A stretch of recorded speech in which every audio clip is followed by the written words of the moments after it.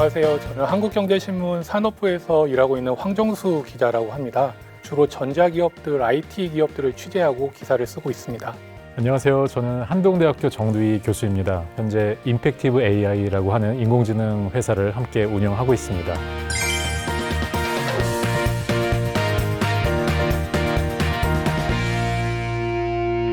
교수님, 오늘의 리뷰는 무엇인가요? AI의 기본이 되는 게 바로 데이터인데요. 오늘은 데이터를 바탕으로 이 새로운 비즈니스를 창조한 작고 강한 기업들의 이야기를 해보도록 하겠습니다.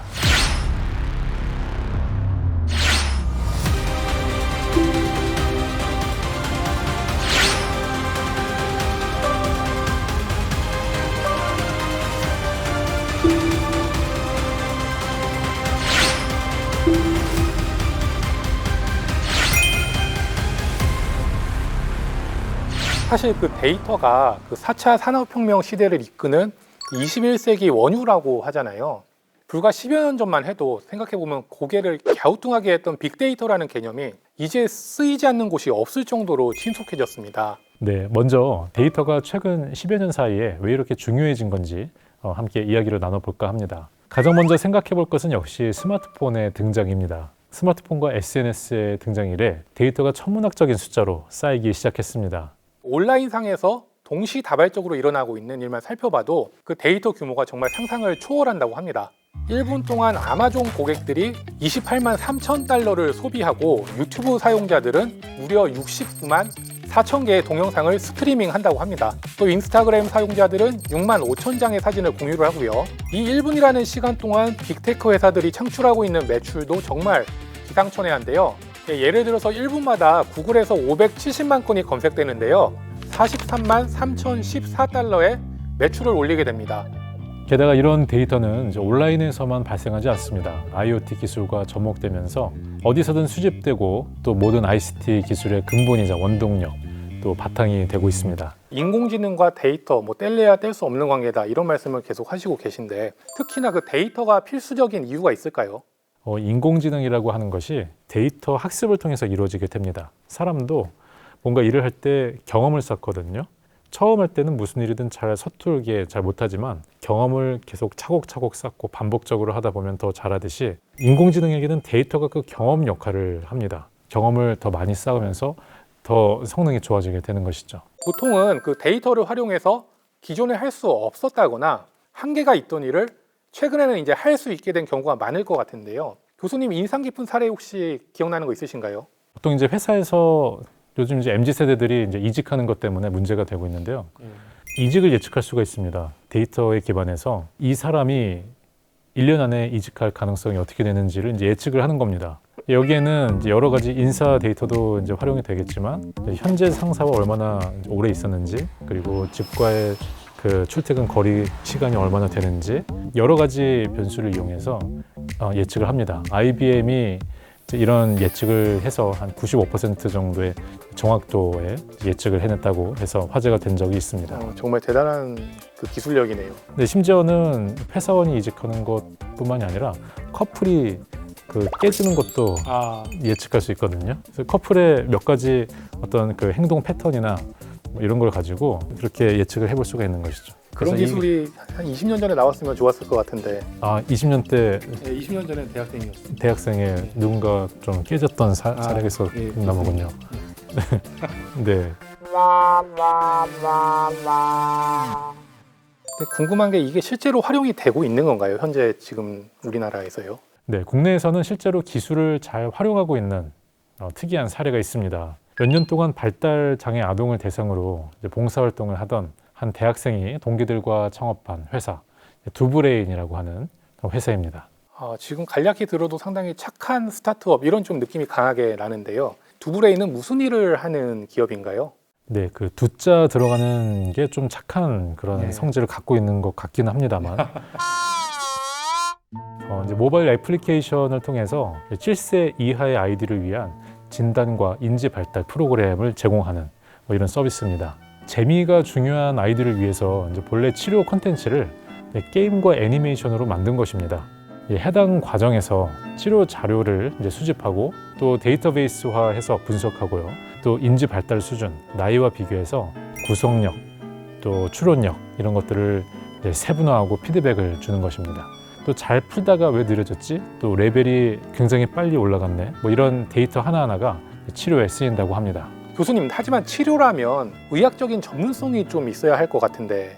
의학 박사 출신 데이터 분석 전문가가 26년의 경력에 이제 글로벌 기업 출신 핵심 개발자가 있고요. 이외에도 10여 명의 탁월한 전문 인력이 함께 개발 중이라고 합니다. 실제 혁신 의료기기로 이제 식약처 지정을 받기도 했습니다.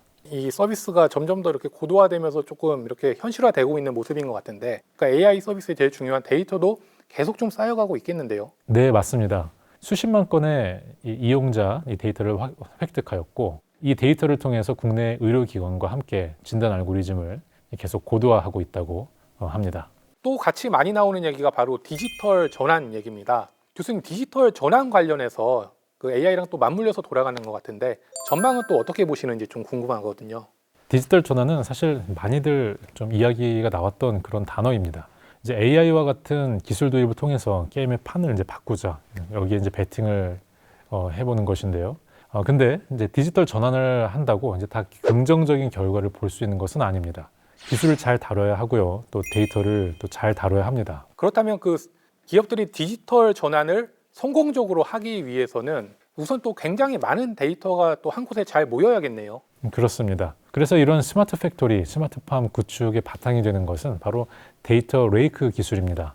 데이터 레이크는 다양한 환경에서 수집한 대규모의 원시 데이터 세트를 기본 형식으로 저장해서 공유하는 공통의 데이터 저장소라고 볼 수 있습니다. 빅데이터와 또 좀 다른 어떤 의미를 가지고 있는 개념인데 굉장히 많은 데이터를 수용할 수 있는 핵심 기술이라고 볼 수 있겠습니다. 국내에도 이런 방대한 데이터를 효율적으로 또 관리할 수 있는 플랫폼의 필요성에 주목해서 탄생한 기업이 있다고 합니다. 이름도 재밌는데요. 울랄라 랩인데요. 울랄라 랩은 산업 데이터를 기반으로 생산 및 운영 효율성을 확 높여주는 일을 하고 있습니다. 제조업에서는 스마트 팩토리가 되고 이 밖에도 스마트팜, 스마트 시티, 스마트 레저, 스마트 에너지 관리 등 산업마다 이름은 또 사실 다 다르게 불립니다.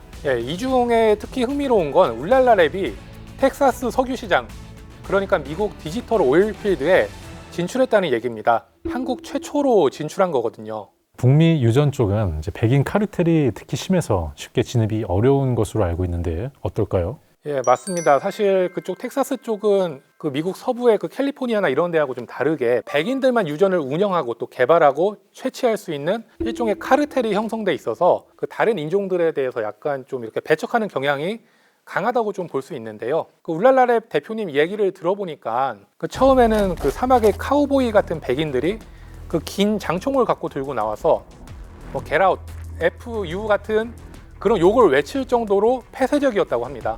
디지털 오일 필드면 이제 유전의 IT 기술을 접목해서 효율성을 더 높이고 비용을 절감해서 결국 수익을 높이는 것일 텐데요. 그러면은 실제로 유전에서 효과를 봤기 때문으로 볼 수 있을까요? 극적으로 한 그 유전을 뚫었는데 이 유전에서 유전 수익률이 25%가 증가를 했고요. 가동률은 무려 30%가 증가를 했습니다. 또 사람들의 방문 빈도도 60% 감소라는 좋은 결과를 냈고요. 이게 소문이 나니까 동양인에 대해서 편익견을 갖고 있던 그 백인 그 기업 10곳 이상이 그 고객사로 이게 늘어난 겁니다.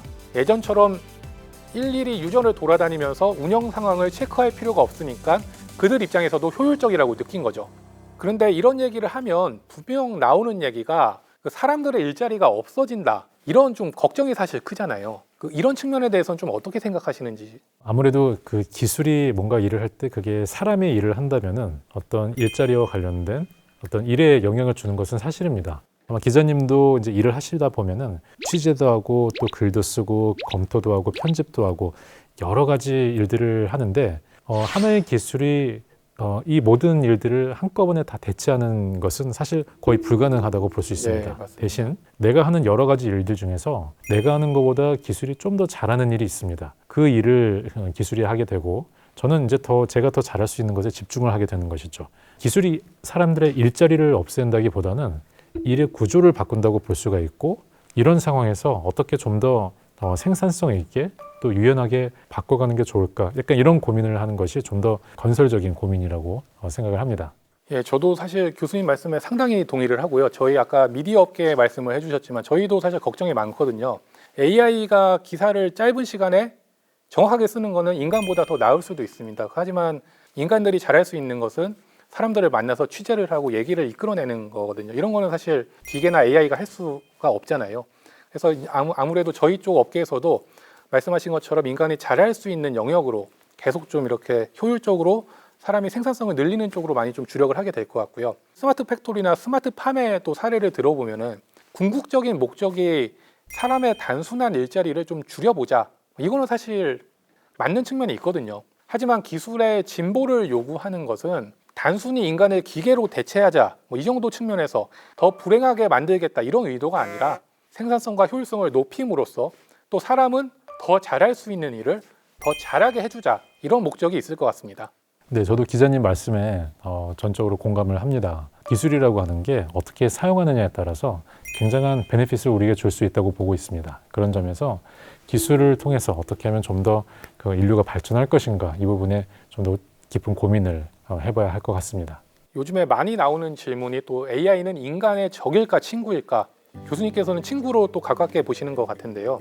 저도 사실은 결론을 아직까지 내리기는 쉽지 않겠지만 친구라고 일단 생각은 하고 있습니다.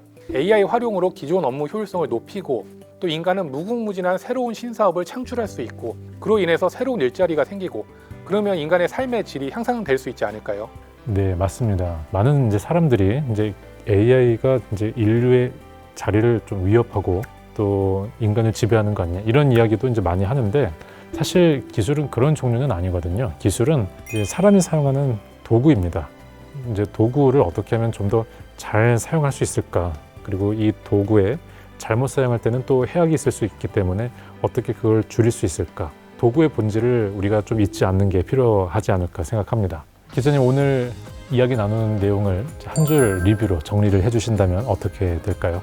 예, 오늘의 한 줄 리뷰는 디지털 골드러시 시대 데이터를 잘 쓰면 우리도 AI 시대 연금술사가 될 수 있다로 하겠습니다.